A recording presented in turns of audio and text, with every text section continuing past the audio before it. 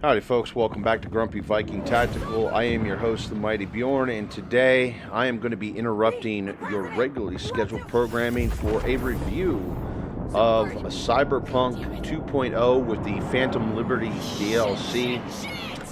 This is actually a review I did a while ago. I did a Cyberpunk 2077 review back when Cyberpunk came out. And honestly, at that time, this was shortly after there were some updates. Unfortunately, I felt the game was a dumpster fire, and I felt highly negative of the game. Well, I wouldn't say highly negative, but I felt the game really wasn't worth it at the time. But I also did mention that during my review, I was going to come back and actually re-review the game. Well, it took CDPR about 3 years, and finally, I feel they actually have Cyberpunk 2077 back to the point that I feel like it's worth re-reviewing the game, and it's mostly got to do with all the different changes they made with 2.0, and it just so happens I'm also doing the DLC with this video because the DLC was also just released. So let's just dive on into it here. I'm not going to go over the specific details, but I want to just kind of discuss the game itself. And where I want to start with is I feel that the main story of the game is still great. Over time, the story's aged well. They did a really good sound main story with the game. And honestly, while during my original review, I kind of criticized a little heavily on Keanu Reeves' voice acting a bit during my original review. But with that being said, after time, I found myself kind of getting attached to him. Kind of like a tumor that at first, when he showed up, it's like, go away.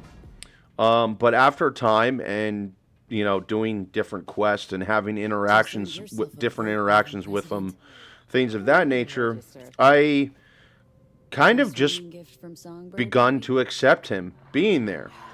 He's kind of more like the annoying sidekick now at this point that you act like you really hate him, but deep down low, you're glad he's there.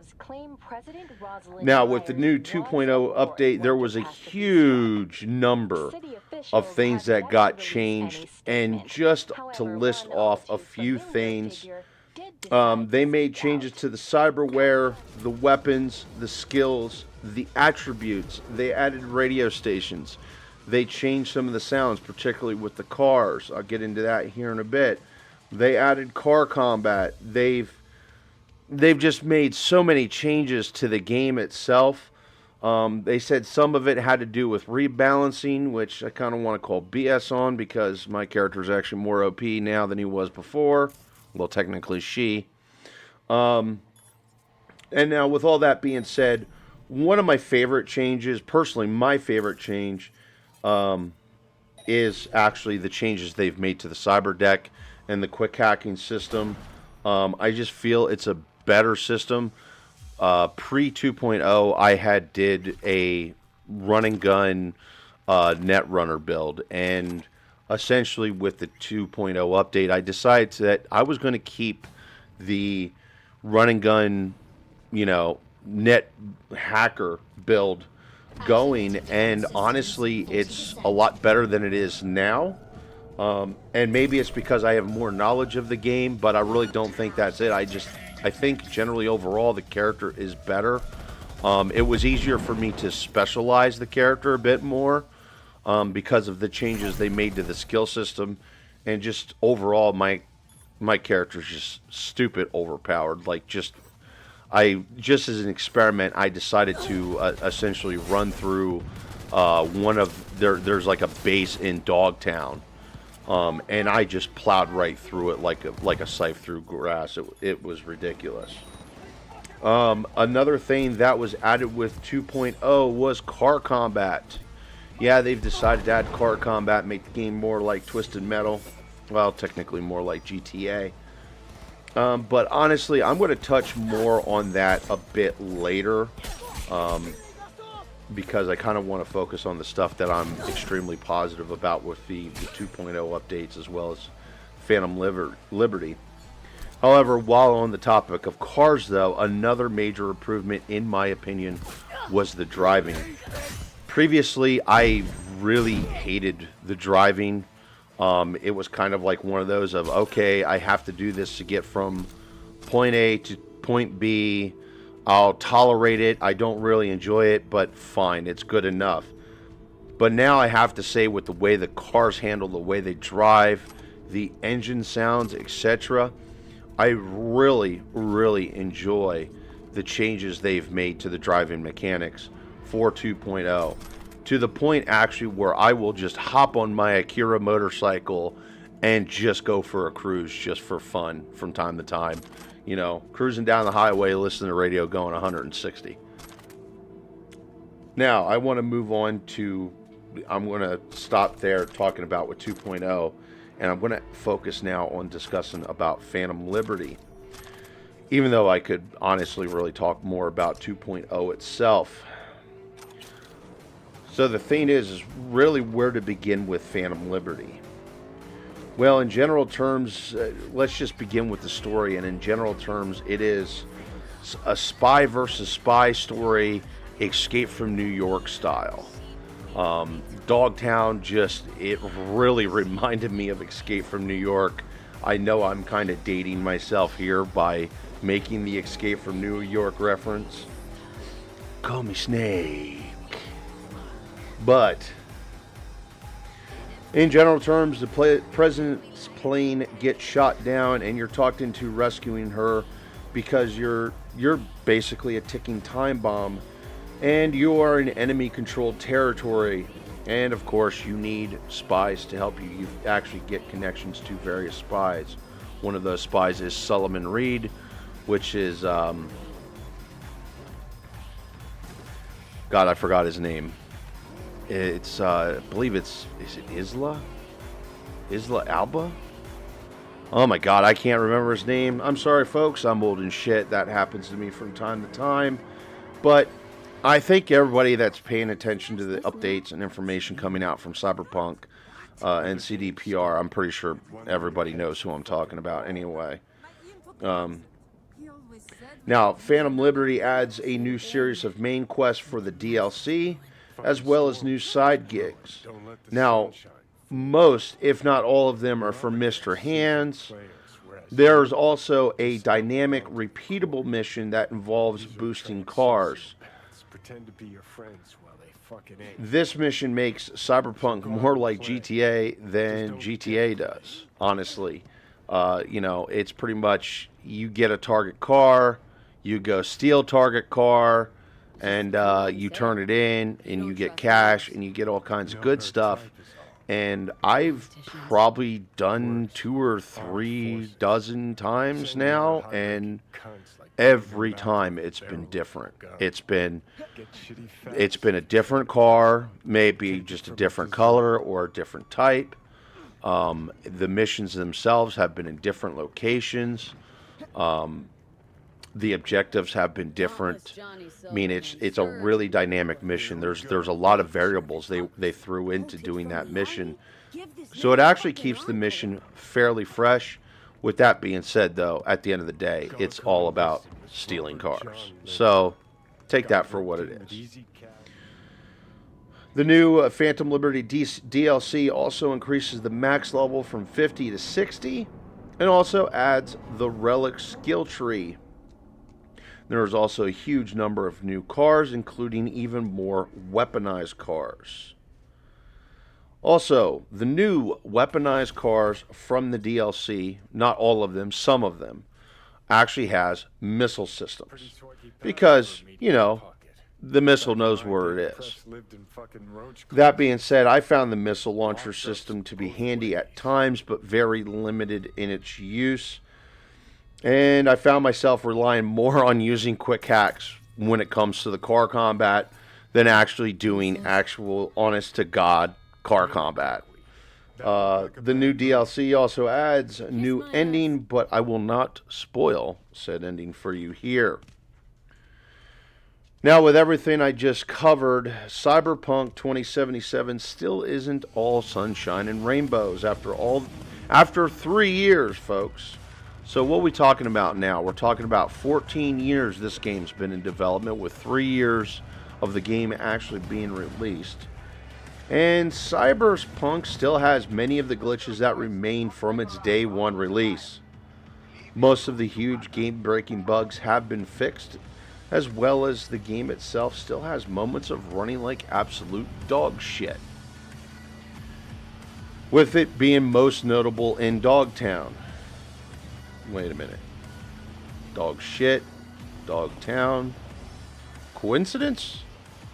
I think not. I've also suffered from a few but not many crashes. Personally, I'm not a huge fan of the music that's been added. They added 3 new radio stations with 2.0.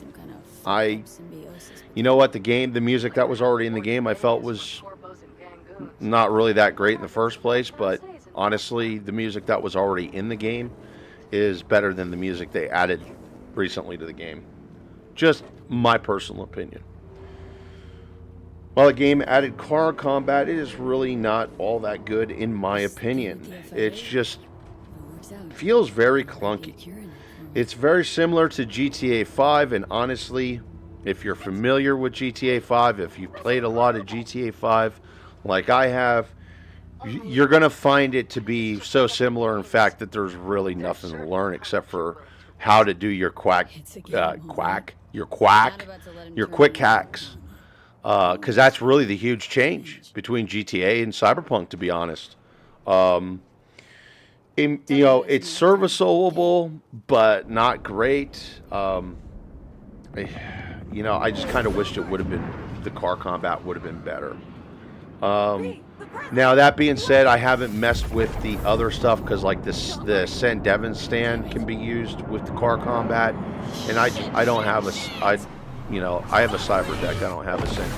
Devon stand, so I really don't know if the St. Devon stand would make the car combat experience better. Also, with that being said, I actually play Cyberpunk with a controller. Oh God, here we go. I know I'm going to get hate mail for this. I play Cyberpunk 2077 with a controller, not a keyboard and mouse, and that is because of how much driving is in the game. I find keyboard and mouse driving sucks. It's clunky, sucks, not fun. Much better with a controller. So I lose out one area, when it comes to shooting, running, and gunning. The controller's not as good as using a keyboard and mouse, but the overall driving experience is better.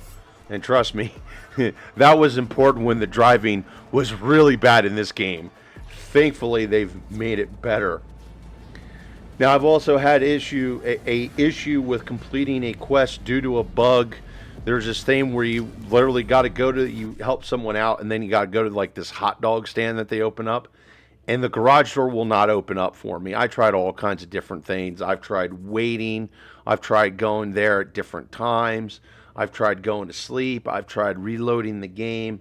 The damn garage door will not open up, and they're like, when I approach the door, they're like, "Hey V," and I can't talk back to them because there's a garage door in the way.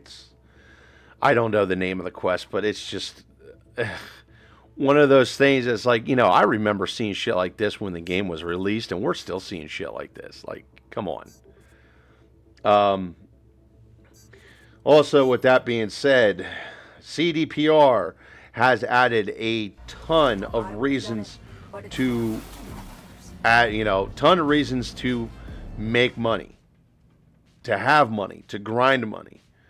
But actually, with the 2.0 update and with Phantom Liberty, they've actually made the money grind harder. Like, why? We need money. Give me money. Make it rain money. Please. Anyway, now with the Phantom Liberty DLC, there's also a bunch of new characters that was added, and to be honest, well, the voice acting is really good, but I find myself not really giving a damn about the new characters outside of the president. I actually did enjoy talking to the president and helping the president, But when it comes to Solomon Reed and the other characters that I run into, I honestly just really don't give a damn about the characters. They just did not have an impact with me like Vic, Judy, Pan Am, Johnny, Misty, or Jackie, or even some of the nomads. To be honest, they just they. I don't know what it is. The performances felt impactful, but I just didn't really find myself caring about the new characters.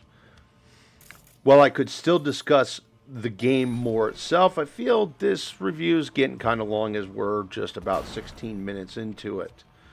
So, is Cyberpunk 2077 worth it now? I would say yes. If you don't have Cyberpunk 2077 and you've been on the fence this long, I recommend you go out and buy it.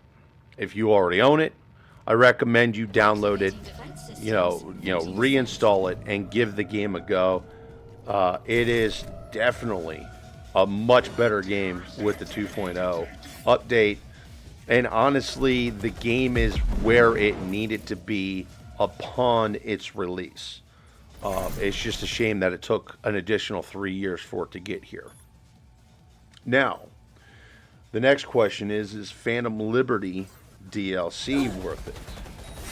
Well, while I feel that its price of $30 is a little salty for the DLC, but yes, I generally feel it's worth it, especially because of its dynamic car theft mission that adds repeatable mission that gives the game basically a ton of replayability. You'll be able to just continue doing the mission over and over again, and there's other ways that the game adds to replayability, as well as exploring secrets and things of that nature.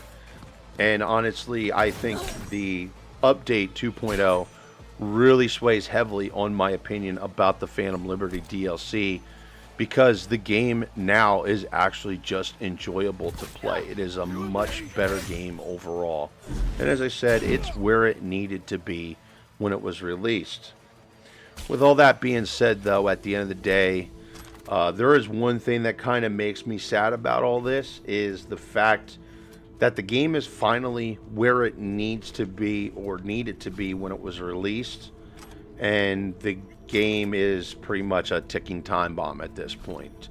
CDPR has already announced that they are not going to be releasing any more DLCs, and they've already taken members of the Cyberpunk 2077 team and put them on other projects, and essentially at this point now, the only members of the team that are left working on 2077 is basically just bug fixes, and that's because they're getting away from the Red Engine and they're going to go to Unreal Engine.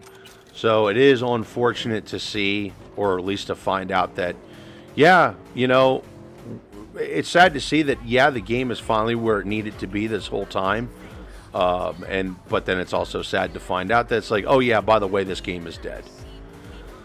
So, there's that. Anyway, folks, I'm actually going to wrap up the review with that. Hopefully you all enjoyed it, and definitely, if you haven't done so, go out there, check out Cyberpunk 2077, and go out there and check out the Phantom Liberty DLC.